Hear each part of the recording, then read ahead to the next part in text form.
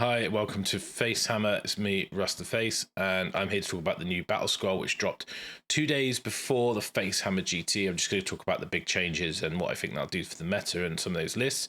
I didn't use it, the FACEHAMMER GT, but it was good in a way because I got to discuss it with the people there, the impact it would have had on lists, and what people think they would do going forward, especially from OBR and Soulblight players. We had 16 at the event out of basically 60, so a good 25%, well, more than that actually, but yeah, an 8 OBR and 8 Soulblight.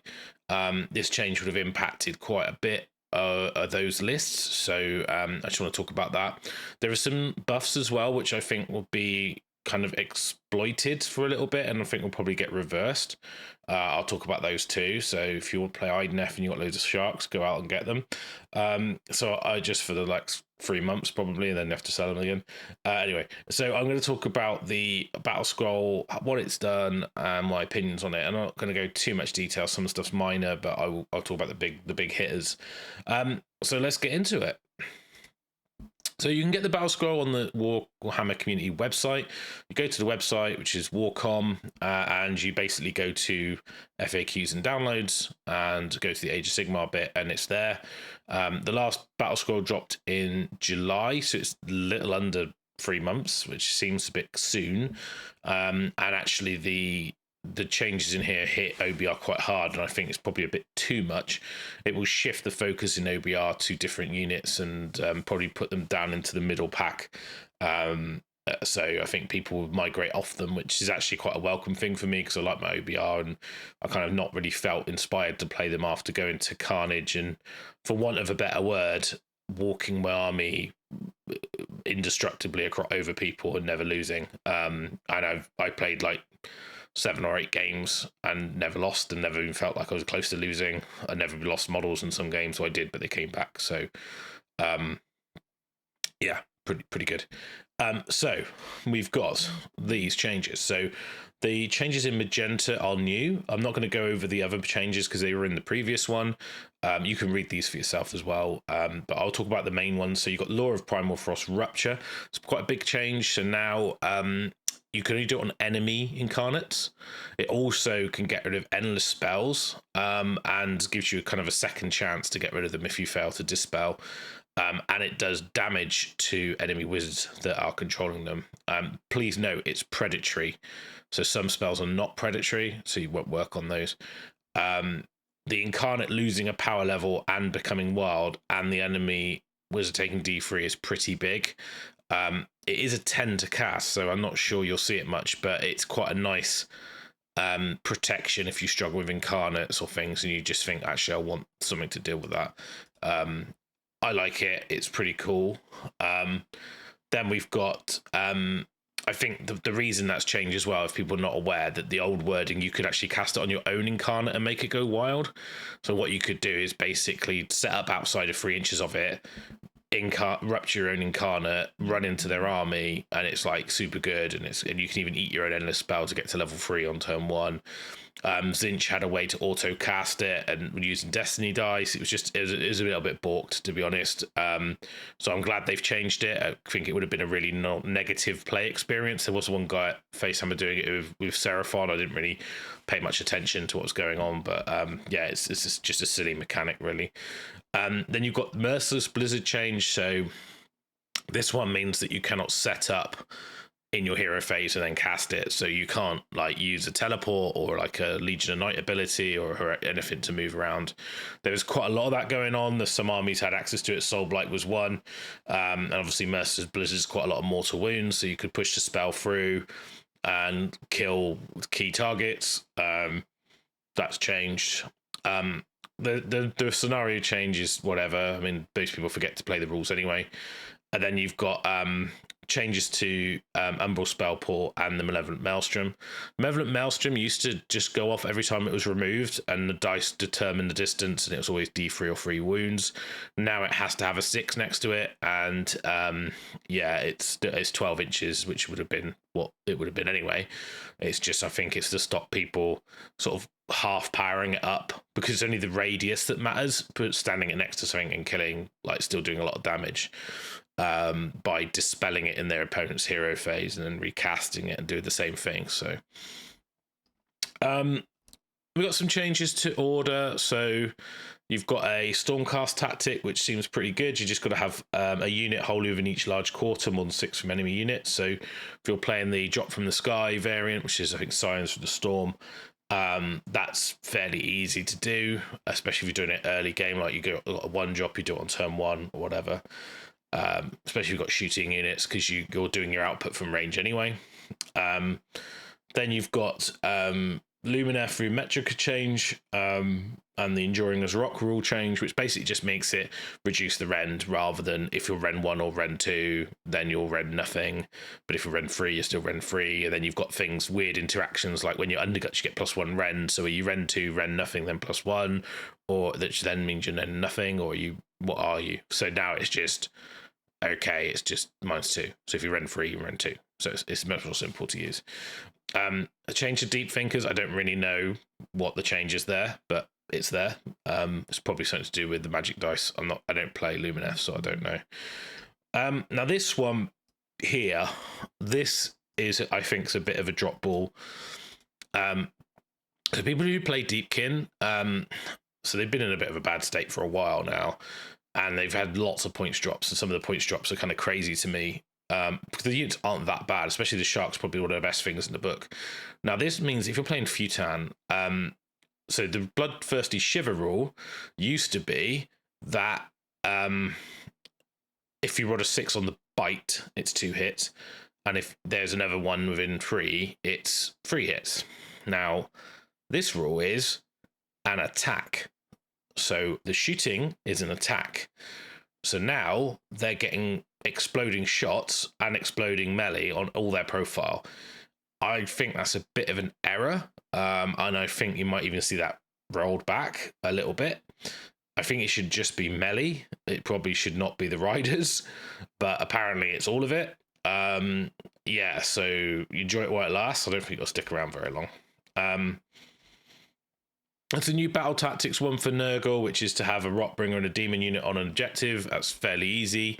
I think it's got to be wholly outside your territory, which can be a bit of a pain because sometimes there aren't any, but it's still nice to have that.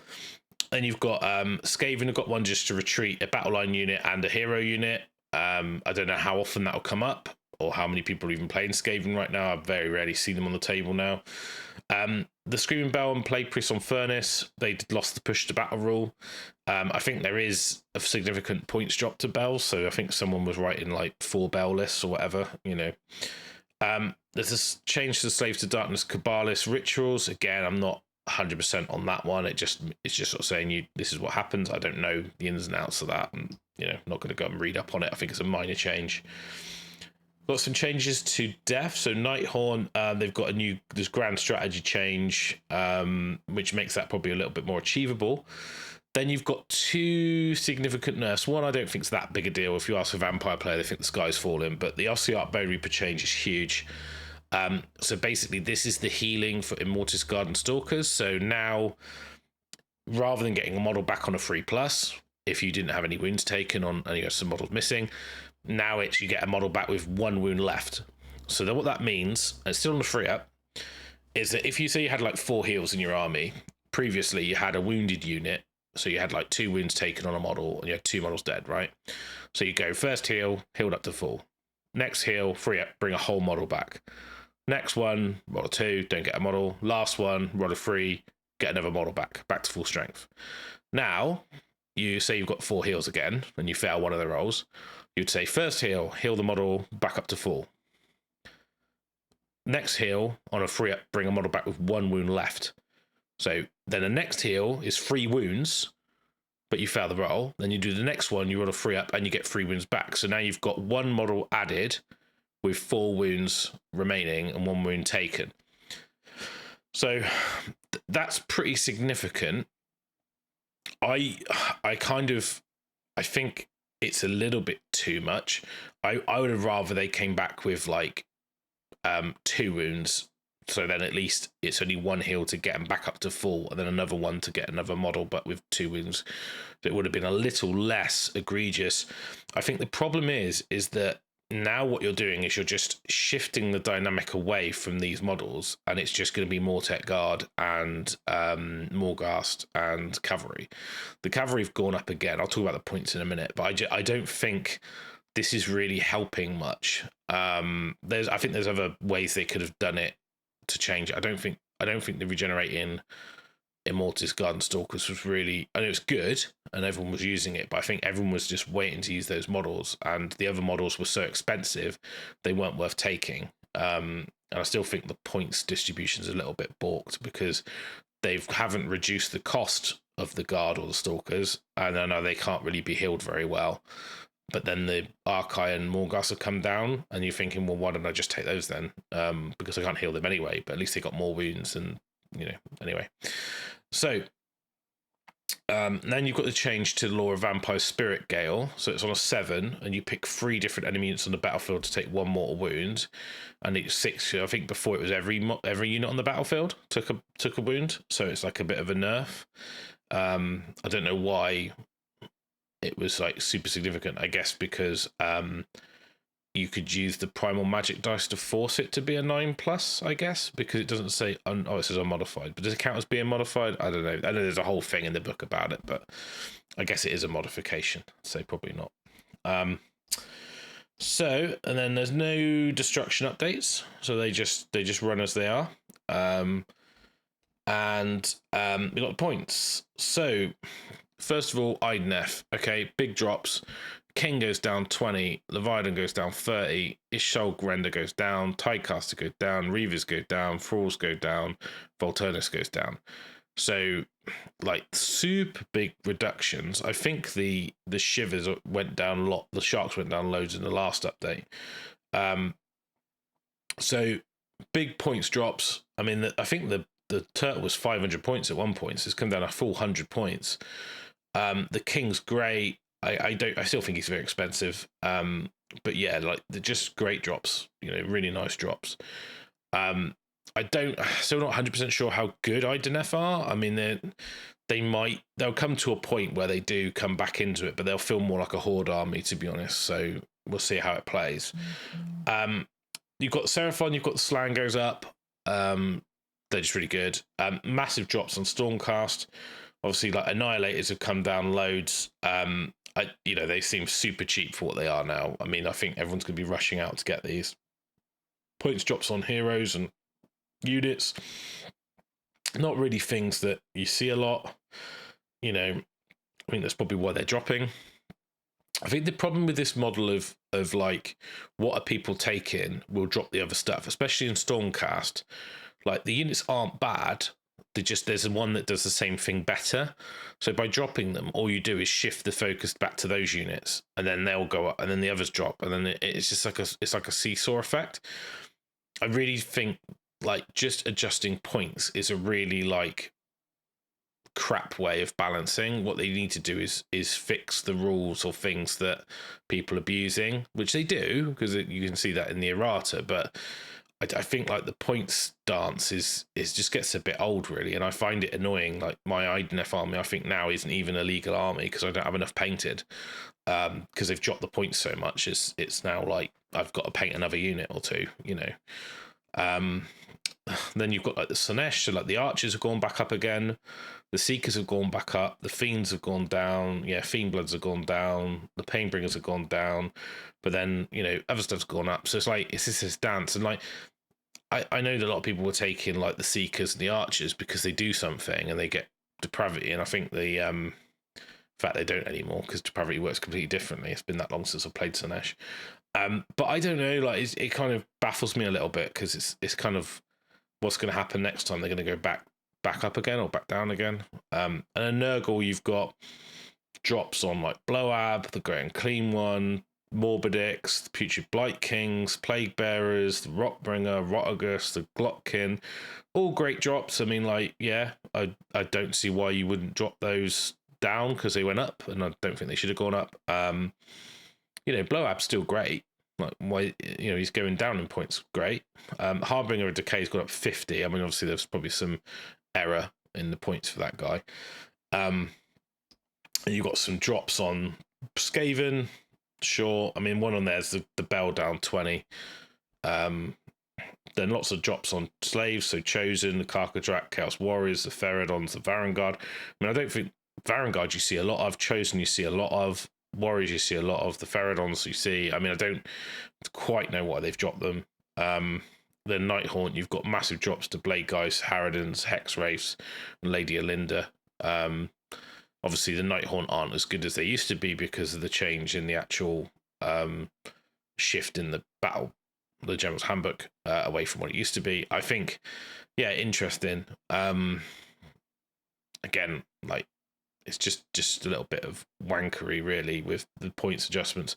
Now, the Bone Reaper points, and this is what I kind of talking about, is that you got the Harvester's gone down 20, because they made the Harvester pretty crap, to be honest. Changed its rule so it only heals at the end of the phase. It only heals models from your units. It's not like killing the enemy doesn't help you heal your army. Mortec Guard have gone down 20 points. I mean, like, you're just now going to see Mortec Blobs. They're never bad. They were always good. But the reason you didn't see them is because people were taking the other stuff and they didn't need them for battle line. So then why would you take them? The Crawlers are down 20. I'm still not sure they fill a slot. I think I'd just rather have more models that do things. Yeah, they're okay, but you kind of need to take two, and they're, you know, they don't. I don't really think they're worth the points. We'll see if we'll start seeing Crawlers prop up. Death Rider's gone up 10 again. It's a big increase. I mean, they've gone up 10 every time. I think now this is the third increase they've had, or second increase they've had. I think second, it went up from 170 to 180, then to 190. So Death Riders are really good, but it's kind of thinking, well, the reason they're very popular is because you need them for a battle tactic, and also they're fast. You know, they do mortal wounds on the charge. They're pretty good. So I'm not saying they shouldn't be extra 10 points, but it actually becomes super frustrating writing a list because you end up for a point where you're like, oh, I'm 10 points over. And it's like, that's annoying because now, but there isn't enough in the book for you to swap in, swap out to actually get those 10 points because you're that tight. Catacross has gone up to 500. It's a 40-point increase. I think the problem is like you can keep putting his points up. It's a bit like Marathi.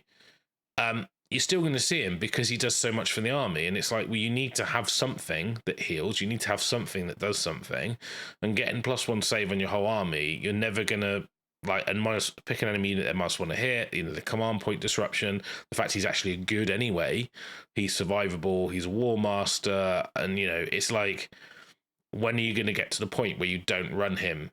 And I think it's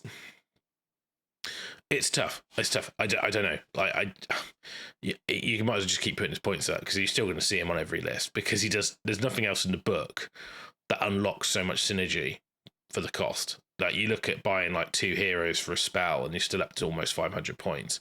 You go, oh, I'll take Arcan, I'll take a hero, and I'll try and cast some stuff to get similar buffs, but only on a couple of my units. You're like, well, I just take Catacross, it does my whole army, and it doesn't require a spell, it's automatic, and he's great. It's like, well, you know, I don't know. I just had to think that the OBR list is difficult because it's on such a knife edge that it goes between being resilient and amazing and completely shit for your opponent to, oh my god, it doesn't do anything, I don't have enough models. So it's tough. And then speaking of, the Soulblight points increases are crazy. I don't disagree with these. I think Soulblight have got so much recursion and they've got so many units, you just feel like you're completely overwhelmed. I think most people's armies went up like 200 points. Most of the Bone Reaper armies probably went up about the same because of the units they were taking if you take the 2 updates together. I know my list became basically not fieldable that I took to Carnage. Yeah, big increases. Obviously Soulblight doing very well. I'd like to see some change to Black Knights and their charger, but I don't think they've really cottoned on to how good that is. It's not really affected in this at all. And I played against it. It was awful experience. So that's the update. Obviously some armies just didn't get touched really. So like if you're playing like my ogre army is a prime example, I've taken it to a lot of events because it's kind of middle of the road, does a bit of everything, doesn't really get fucked around with, and I could just keep playing it. It's got better and worse. It did well at events when there weren't a lot of the top players, or you know, that it was the old handbook, and then it kind of feels like a middle army now. There was a point when it was like a top tier army, and I think it's kind of frustrating a little bit that even looking within the battle tome, I can't see options to swap in, swap out to compete. And I almost feel like the whole like last couple months have been riding out the shit of Soulblight and OBR and FEC for them to get fixed. And then it's almost like null and voided any of those games you've had, because you go to the table and the result is what for a better word, is predetermined, because you go, well, I can't actually win this game. Like I played a practice game against a friend of mine with his Fire Slayers, and I literally we were playing like Realmstone Cash, so I think it was the previous handbook, I can't remember. And then I just basically said, like, there's one objective in the middle. I outdropped him, but I just said, you go first. You have the objective. You go in the middle. You do whatever. And yeah, and I just was like, well, you have everything your way in the first turn. You get your rune off, everything, you know, whatever. You have it all. I'll have my go. And I just absolutely trucked his army. And I was like, that shouldn't be a thing. Like, it just shouldn't be like that. Like, if you've given up all that tactical position, you know, you've got the worst of all the situations, and you still, it doesn't matter. It kind of feels like you've got a machine gun, they've got a knife. It kind of feels a bit, I don't know, a bit crazy. And it's not like Fire Slayers are rubbish, or like, then it wasn't like a soft list. It was like honed. It was like, oh, I've got synergy, I've got this, I've got that, it interacts with this, I've got the Flamekeeper. So it wasn't like a bad list. And I think that there's something, the balance between the battle tomes just seems to be really out of whack. And I'm not sure the points adjustments really do anything about it. I know it's not really been that different over the years, but I don't really want to play an army where my opponent doesn't have a game, but I also don't want to play someone where I don't feel like I've got any tools to deal with the situation. And I think the riding out this kind of, you know, this current, where it's been, is probably been the hardest to not get disillusioned with the game. So hopefully there's some comeback. Now, I don't know what's going to happen with the new destruction stuff, because they basically haven't been touched in this. They haven't really had any updates. None of their points have been adjusted. They're kind of like, they're almost like omitted from this whole thing. They've obviously just got the new allegiances. They got the new models for Iron Jaws. I think they'll come good. I think they'll be a good choice to switch to destruction if you're not already there. I think obviously by taking the other armies down, that kind of lifts them up as well. So it'd be interesting to see how my ogres feel going forward. I think I'm really tempted to do an Iron Jaws army now, because I've had lots of them in the past. I've never really finished an army. I've played a couple of tournaments where I borrowed them. I really enjoy the look and feel. And now they've got the new models in the range, and I got sent some samples. Thank you, GW. I'm going to be doing a Iron Jaws list, so I need to like sit down and try and unlock the source, and I'm struggling a little bit, because as soon as you take like the pig general, he's not a mega boss, so he can't have like the trait or that for the book. And then you're thinking, do I go into the grunter? But then you can't have war chanters, and you kind of need war chanters. And, you know, I want to play Iron Suns, I like the counter charge, I like smashing and bashing. You lose all that. So I'm chill. I've spent a little bit of time today with the battle tome, just kind of like refamiliarizing myself, having a read, and I kind of feeling it. I've got to the stage now where I'm feeling like the game's a little bit disjointed, because like even like trying to check things, which book is it in, which FAQ. So like now, if I want to know the OBR points, I'm even looking at this chart, and I'm like, yeah, but or like the shiver, I can't remember how many points the shiver is. I think so. I have to go and try and find that, and I know it's on the app, but I can't. It's just like, it's one of those things. It's is the app up to date? It's like, I was trying to write Iron Jaws armies when they released the PDF, and obviously they hadn't updated the app, so I think it is up to date now. With the Year of the Brute, or whatever it's called, coming tomorrow, is officially released tomorrow, pretty last week. So it's interesting, and I know that the problem is you start struggling with battle tactics, because you look at the battle tactics and you go, if I don't have wizards, because I'm looking at not taking a wizard, and you go, well, okay, what do I do? And then you look at the ones in the book, And if you take the Grunter Stampede, you only get that one, and you can't take the other Iron Jaws one. So I don't want to play Grunter Stampede, but I want Grunters. But then I got to have the guy as my general because the points are tight and I don't have enough battle line. If he's my general, then my Maw Crusher doesn't feel as good. Maybe the Maw Crusher's not worth it. I need to like sit down and math some things out. One thing I'm 100% sure on, I want 2 blobs of Ard boys with the boss because I think that's cool. So that bit of my army kind of writes itself. It's like 2 blobs of Ard boys, 2 war chanters, boss. That's in. Whether or not I want the Anvil Smasher or not, I'm in 2 minds. Definitely want 2 war chanters. It might be that I go 2 war chanters and a shaman rather than 2 war chanters and an Anvil Smasher. I don't know. So I'm going to sit down. What I'm going to do, and probably gone on to a bit of a tangent about Iron Jaws, I am going to document what I'm doing and talk to you guys about it. And I'm going to actually do some hobby content around my army and my progression of getting my army ready. I've got some time coming up where I should be able to have some more time to do content on the channel. It's been a little bit challenging last like sort of 5-6 months. People who watched the last video know that. I know I've gone off a bit of a tangent on this, but that's the update anyway. That's the Battlescroll update. Check back soon for a video on why I'm excited about the old world. They're going to do a video on the FACEHAMMER GT painting competition and the FACEHAMMER GT best armies. I've done with Byron, so they'll be going up soon. I'm going to do a Iron Jaws army list planning video and ask you guys for some feedback on what you think I should take or if you've got any ideas. And then I'm also going to do some hobby journey videos about my Iron Jaws. So keep tuned to this channel, and hopefully, obviously, we'll cover any updates of things as they come out that we think are super interesting. I'm hoping there's not going to be loads of new battle tomes. I think there's a new Flesh Eaters now to be redone in this edition. So obviously, you've got the Harbinger things and what they're called, Dawnbringer books, whatever they call them. So we'll see. But that's it for this video. So thanks for watching. Hopefully that's useful. Let me know how you feel about the changes. If you're going to keep playing OBR, if you're going to move away, if you don't want to play Soulblight anymore, if there's now a new secret source you found that you think is going to be better. I personally, I am tempted to revisit my Deepkin. I know there's like this kind of update and there's points drops and you've got the Futan. I'm thinking maybe there's a Deepkin list. So I did have a big clear out for FACEHAMMER selling a lot of my stuff, and I did find some of my pre-assembled but not painted Deepkin. So I've got 2 more Sharks, I've got 6 Eels, I've got a King, I've got Volturnus, I've got a Tidecaster number 2, I've got a Soul Squire number 2, got 2 of those. So I figured I might go back to my Deepkin and see if I can unlock something.